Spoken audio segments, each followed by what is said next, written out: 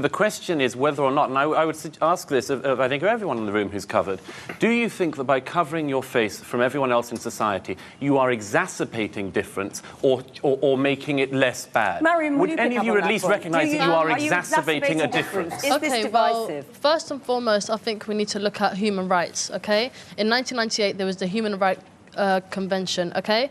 Under Article 9, it specifically says we all have the freedom of expression, we have the freedom of belief, we have the freedom of so many things that, you know, like in this country, I thought great... Mariam, on Douglas Murray's point, sorry, on Douglas Murray's point, that this is, you know, do you understand that many people feel this is divisive? It is a curtain between you and the rest of society. Well, to be quite frank, I think people are free to feel how they want. It doesn't, I don't care how you feel. It's really, no, wait. Really and truly, it's about my human rights. My human right, I am allowed to cover. You don't have to just agree. Very briefly on the point that many people in the survey said that they feel unease, they feel uncomfortable, they feel anxious. Well, to be quite frank, I feel like that towards emos, but that's all right. Can I just point out, there is something fundamentally ludicrous about somebody dressed as you are talking the language of modern human rights. Absolutely. Fundamentally ludicrous. The Niqab. A well-known British political analyst and writer has openly criticised the niqab, a face covering used by certain Muslim women in relation to British society. His opinions on the niqab represent wider issues regarding cultural assimilation, societal unity, and the understanding of religious liberties within a diverse society such as Britain. If I hated Australia, hated the Australian people, hated Australian history, hated the Australian way of life, broke into the country illegally and spent my time trying to undermine Australia, why should I be in Australia? Why? What would I have brought the country? What benefit? What moral benefit? What financial benefit? What social benefit? The answer is, you'd have brought no benefit. So why just hope that those people are not in large enough numbers and keep your fingers crossed and put it off for another day? I think we have to start saying very clearly, if you don't like it here, go. The niqab, a piece of clothing that hides the face except for the eyes, has been a contentious issue in Britain for many years. Supporters claim that donning the niqab is a personal decision and a matter of religious liberty based on interpretations of modesty in Islam. Conversely, opponents such as Douglas Murray argue that the niqab presents obstacles to social integration and communication in public areas. Well, with me now are Shalina Litt, a writer and a blogger who's also a child behaviour specialist. I'm also joined by Sahar Al-Faifi, a community activist who's also a molecular geneticist. And Fatima Barkatullah is the director of the Seeds of Change Muslim Women's Conference, the largest of its kind in Europe. Also here are the writer and commentator Douglas Murray, Kola Hassan, who's a lecturer and advisor on Islam, and last but not least, the writer and broadcaster Yasmin Alabai-Brown. Can I just begin with you, Fatima? Yes. 56% of British people don't really support the wearing of the full face veil in public. They don't want it. Well, I think it depends on where you take the poll, really, because, something that I've recently launched is a project called Secrets of a Muslim Woman, and it's all about letting people know why we do what we do, because I think a lot of it is to do with not really being familiar with it. You know, I mean, my message to the British public is that you've got nothing to fear. You know, this is a piece of cloth. They don't feel that, though, do they? Because elsewhere in this poll, a majority said they don't know how to relate to a woman wearing a full face veil. I think, you know, the people who have actually interacted with women who wear the face veil, people who work with them. I mean, we're in East London today. In East London, the veil is practically, you know, normal on the streets of East London. People who've actually interacted and worked with women who wear the veil have absolutely no problem with it. I think it's a fear of the unknown. Douglas Murray, would you like to see the veil banned here? Well, I think, like a majority of British people, I think that it should be banned in public places, particularly places like courtrooms, where it's absolutely imperative that a jury are able to see the faces of people who are accused. As for an overall ban, I think, look, my own opinion is that niqab is highly undesirable. I think that we live in a society where people do show their faces, where huge amounts of our social interaction depend on people showing their faces. I think that it's very difficult to enforce a ban in public places like streets, but it should be certainly a desirable thing to discourage its wearing. Difficult to impose a ban, but in principle you'd like to see one because you think in Britain, it's unacceptable. In public buildings, in courts, in schools and places like this, absolutely, I think a ban would be very sensible. In streets and so on, I think it's difficult, but it should be societally discouraged. Fatima? No, a ban, I mean, I think it's a complete overreaction. Look, the niqab has been part of the British landscape for the last 20-odd years, OK? Muslim women have been going about their business. We've got a radio presenter here, we've got a scientist, we've got talented Muslim women who've got a lot to give to this society, who've been doing so and been very sensible about it. When we need to remove our face veils, we do it. But how do you think we get through airport security? I mean, what about the fact that 56% of people are saying they don't want it here? You know what? I'm not surprised at all, because when you know that high-profile politicians making such Douglas Murray's critique of the niqab is complex, shaped by his broader concerns about immigration, cultural assimilation and national identity. Murray contends that the niqab acts as a barrier to social interaction and integration within British society. He views it as a symbol of cultural division, obstructing face-to-face communication and promoting isolation instead of integration. Murray's perspective is grounded in his belief that social unity is crucial for a well-functioning society. He maintains that visible face coverings like the niqab obstruct personal interactions that are vital for building trust and understanding among communities. In his public comments and writings, Murray frequently points out situations where the niqab might lead to misunderstandings or discomfort among non-Muslims in Britain. Legally, Murray has voiced concerns about the niqab's alignment with British norms and values, especially in contexts like courtrooms and educational institutions. He supports imposing restrictions on wearing the niqab in public places where facial visibility is considered necessary for security or effective communication. Offensive comments and big fuss about it. But I am not surprised when the public say they are against it. We show our faces. Exactly. The British society, the fabric of the British society is respecting the public freedom. We are British. Public freedom is part of it, the religious freedom. What about the fact that people feel practice. uneasy? They said they don't know how to relate to women who have their faces covered. First of all, let them interact with us. Let us be open and engaging with them. This is number one. Secondly, 80% of communication in the world does not involve face-to-face. Twitter, Facebook, phones doesn't involve face-to-face communications. I'm sorry. The issue is the problemization here. It's not existent problem I'm sorry. I worked in this area for 7 years, about 15 years ago, and this was not, as you said, a norm. This has been imported and exported for reasons which we haven't got time to go into. We live in a society, in this society, and we live in a country which is very, very complicated. And to shut yourself off as if the rest of us are infections and cutting... How are we do not show This is the meaning. We are engaged, we are active. How are we shut off? Shalina, you have said that in engaging with your elderly white neighbour who feels uneasy, sometimes you remove the veil. When you worked with children, you remove the veil. Isn't that an acknowledgement that it is difficult for people to engage with women who have their faces covered?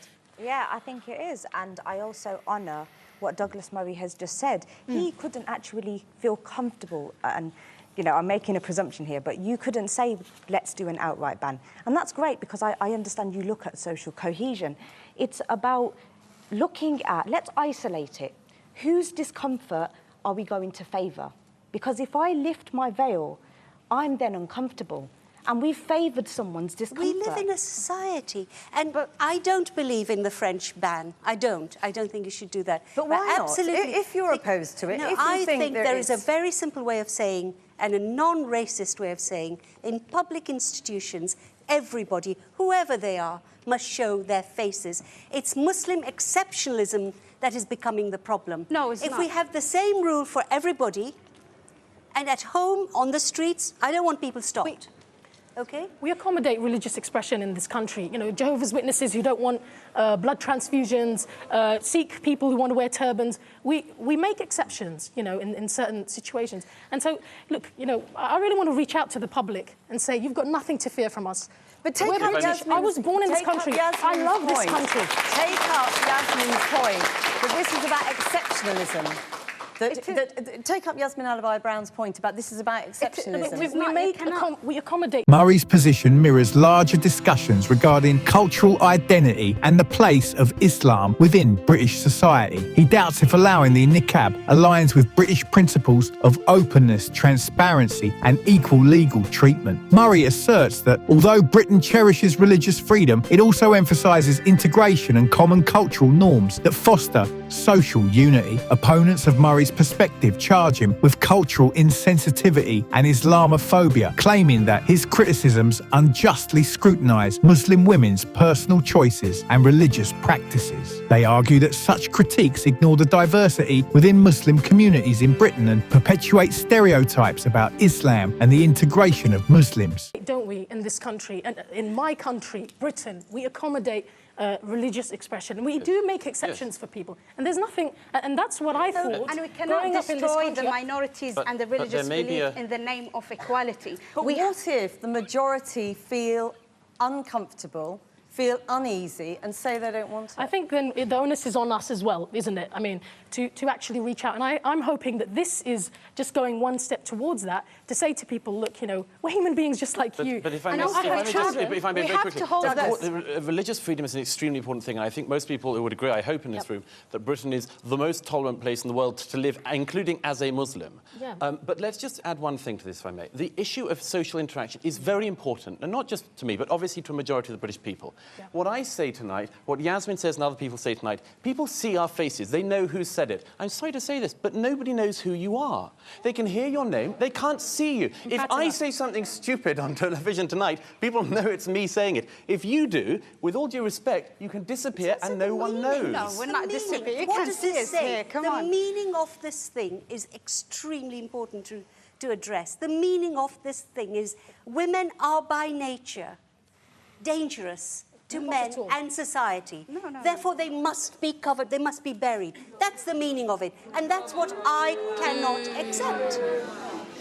I mean, Fatima, come back on exactly that point, because we have spoken to women who say that they cover their faces because they don't want to incite passions among men. I mean, that is essentially Yasmin's point. Well, look, essentially, I think, you know, that's Yasmin's opinion. No, it's not my opinion. Yes, it is. It is your opinion. Ask the Taliban. Ask Taliban why they're imposing it. Yasmin, you know, I'm really sorry. Maybe you haven't really met women in niqab. I would like to invite you out to my house. You know, you can see my face. We can sit together. We can have a laugh. Yes, but and then I think it will change your opinion. Couldn't come to your house and see your face, though, could he? I can assure you I'm not going to be He could aroused. meet my husband. No, you're welcome. You would be welcome to, you know, come to my house. Hassan, yeah, can I ask, I mean, you used to wear the niqab and then changed your mind. Why? Two main reasons. One was theological. I made some attempt to actually study the whole notion of niqab in Islam, and I found it's not actually mandatory. The hijab, the headscarf, is mandatory, but the niqab is not. It's part of Islamic society right from the beginning, but it's not mandatory. Just go and read a little bit of Ibn Kathir, for example. Yeah, I'm a scholar in training, actually, so I do know that. And secondly, we have a social function in society. We are here to interact with society. We have to have a social consciousness. We have to benefit society. We have to interact with society. And I realized in those 3 years I was a nobody. Nobody wanted to talk to me because they couldn't talk to me. I could smile until the cows come home, but nobody could see me smiling. You see, that's a very good point, isn't it? Because you say you were a nobody, and yet many... Public sentiment regarding the niqab in Britain is polarised, mirroring broader discussions on multiculturalism, identity politics and religious diversity. Surveys indicate differing levels of support for prohibiting face coverings such as the niqab in specific public areas, with issues related to security, integration and gender equality significantly influencing public debate and policy making. Douglas Murray's views on the niqab have added to the public conversation about multiculturalism, immigration and national identity in Britain. His articles and media appearances have ignited discussions about the extent of religious accommodation in secular societies and the equilibrium between personal freedoms and societal norms. Many people in our poll disagreed with this notion that it was empowering in any way. And I bet you there were many Muslims in that survey.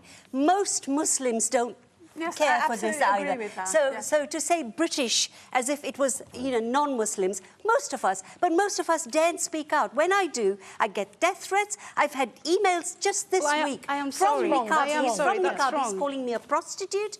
What is this freedom that we have? We can't even criticise what is not acceptable, You are actually. free to First criticise of all, I mean, what do you anything. make of that? Making, in a free democracy, making her views known and getting that sort That's of fine. We're hate happy response. about it. I think That's what the I issue that welcome we... this debate. But about the response that she gets. Well, that's that's wrong, terrible. obviously. That's It's terrible. It's Yeah, absolutely we terrible. acknowledge It's that, not and that's acceptable. we should be able to discuss it. We should be able to talk about it. And I acknowledge that people No, I feel think one uncomfortable. of the problems is that the minute religion comes into it, what happens with the people who do wear the niqab often feel they are religiously superior and more pious than people who Nobody don't. has said that today. Nobody has said that today. Let me just I have move it had out to many the audience, times. if you would. Sophia, I'm right in saying you also used to wear Yes, the I did, niqab, and yes. you again decided not to. Yes. Why that's was right. that? The reason for that was that, I mean, that was a personal choice. I had an incident where niqab was pulled off me, and it really frightened me, and I became very, very anxious. But I feel very strongly about some of the things that's been said here. One of the things that you've been, for example, Yasmin, you've said about, you know, freedom of speech and how people are threatening you. I think that's completely unacceptable Islamically. You know, we can't be responsible for all the Muslims and for all the people around the world. But I will say that just like you have the freedom of choice to express how you feel, we have the freedom of choice. I have a freedom of choice to not wear a niqab, and she has the freedom of choice to wear a niqab. That you were forced out of wearing it, or did One you of the come things to I a did- different view about it? Yeah, one of the things it was a very personal choice for me. It meant a lot to me to wear the This niqab. is not shopping in Primark. This has a meaning, and it's the meaning I'm arguing about. Yeah, and actually, but that's your perception. Let me explain to you the meaning Isn't the then. suggestion of your argument that But these that's women your- don't Yasmin, but know that's- what their No, own Yasmin, choice is? that's your they perception. do know, Fundamentally absolutely anti-feminist. do know, which is why I'm objecting to it. Jasmine, but that's your perception. You think that this is how you... No, you know, Sophia, I how, want to my ask you something perception... very specific, if you Yeah. would. You were a psychotherapist. Yes, I'm a psychotherapist. But you deal with women who are forced into wearing the niqab. Another thing I would mention to regarding communication, in the 9 years of counselling with Sakina Muslim counselling that I do, all of my clients, majority of them are all we do phone counselling. And a lot of good work is done. I don't see their face, they don't see my face. So it's not really about looking at someone and really connecting with that person, because we don't connect with the outer, we connect with the inner. So you think the loneliness that you talked about seeing in newsrooms comes from where? And not a single person, not a single woman. Douglas Murray's viewpoint on the niqab intersects with larger conversations about cultural sensitivity and integration. Although critics claim that Murray's opinions might reinforce stereotypes or marginalise Muslim women who opt to wear the niqab, his position aligns with worries about the societal effects of face-covering attire. Has said to me, my husband has forced me to wear a niqab. What the issues they do have as regards to niqab, I am fearful to go out, I'm at home, I'm lonely, I'm depressed. I don't even want to go out because I feel like I'm not accepted. And the other thing I really want to express is that where is the humanity? You know, at the end of the day, you know, as a woman, as a person, as a human being, where's my right to be who I am? This is my identity. You have that right. You have that right, and you exercise it, and so are all of the other ladies in this room. But the question is whether or not, and I would ask this of I think everyone in the room who's covered, do you think that by covering your face from everyone else in society, you are exacerbating difference or making it less bad? Mariam, would any of you at least recognise that you are exacerbating a difference? Is this divisive? Well, first and foremost, I think we need to look at human rights, okay? In 1998, there was the Human Rights Convention, okay? Under Article 9, it specifically says we all have the freedom of expression, we have the freedom of belief, we have the freedom of so many things that, you know, like in this country, I thought Mariam, on Douglas Murray's point, that this is, you know, do you understand that many people feel this is divisive? It is a curtain between you and the rest of society. Well, to be quite frank, I think people are free to feel how they want. It doesn't. I don't care how you feel. It's really no. Wait.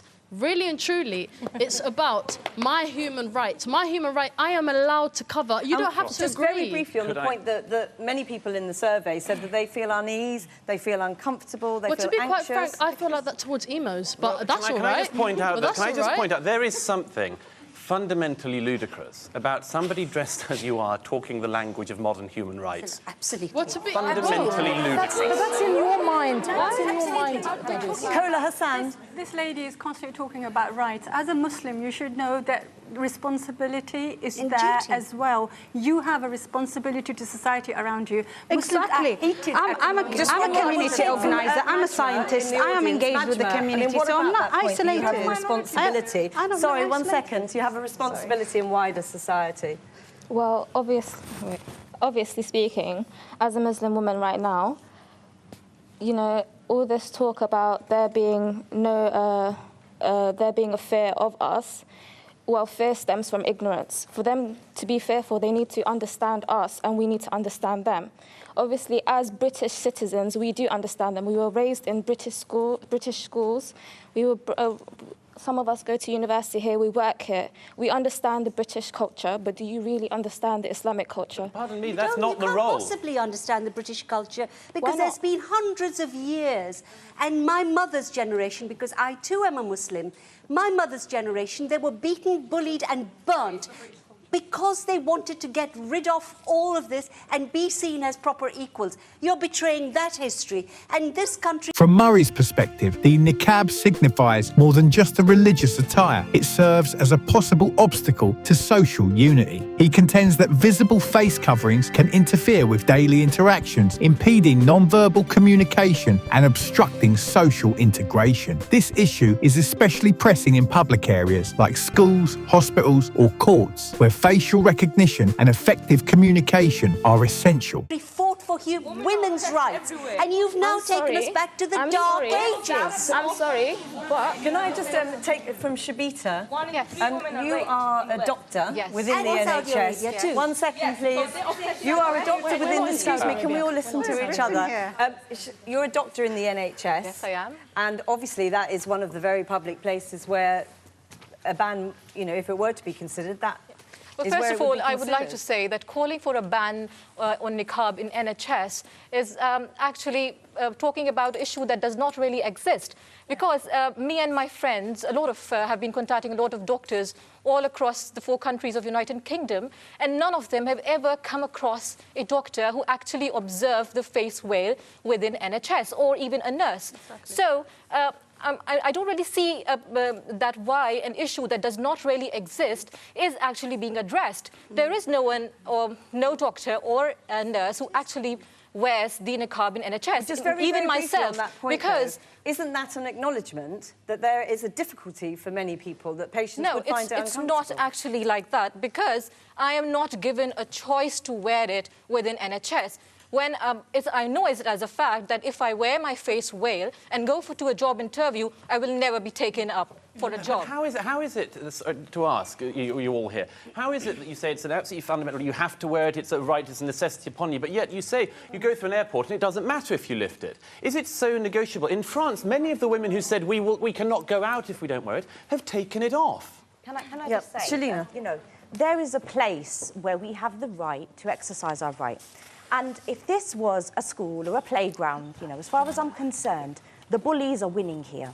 There is a majority of people who have the power and resources to put out there an image about the niqab.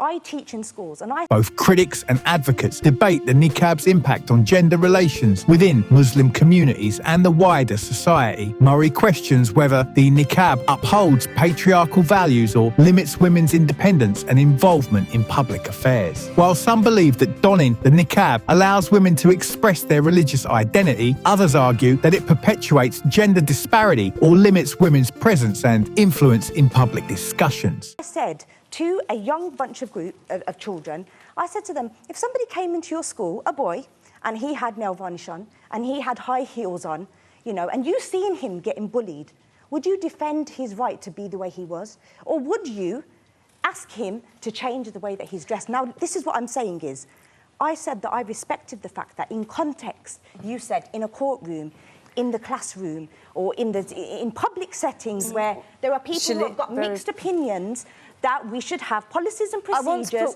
that control these things. But being in Britain, I'm proud to be British. Just very briefly, can I ask you, Sahar, many of the women who came forward to talk to us today are very young.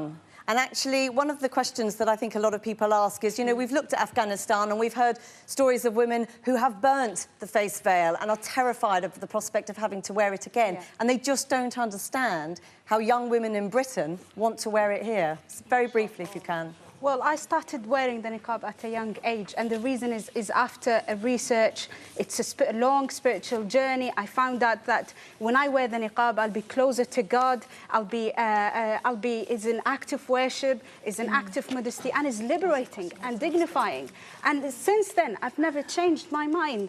And although my parents, my mum, my sister, don't wear it. It's me. It's my personal choice. But yes, and in a free society, the opinions of other people also have to matter. It's not just about you exercising your choice. The way other people feel about that should be of some concern to you. But you know, these feelings are coming from negative prejudices. We have coming from You don't want men's opinions? No. You don't want men's opinions? I'm sorry, we are going to have to end it there. I'm really sorry. As the only man, I'm sorry you don't want to hear men's opinions. Thank you very much for joining us. I'm afraid that is all we've got time for, though many more people wanted. The discussion about the niqab highlights underlying conflicts concerning multiculturalism and national identity in Britain. Murray's criticisms question the idea that cultural diversity should always be accepted unconditionally, proposing instead that integration and common values are crucial for social harmony. This viewpoint aligns with worries about integrating immigrant communities and maintaining British cultural traditions amid growing diversity. Let me know your thoughts in the comments below, and for more content like this, be sure to subscribe to the channel.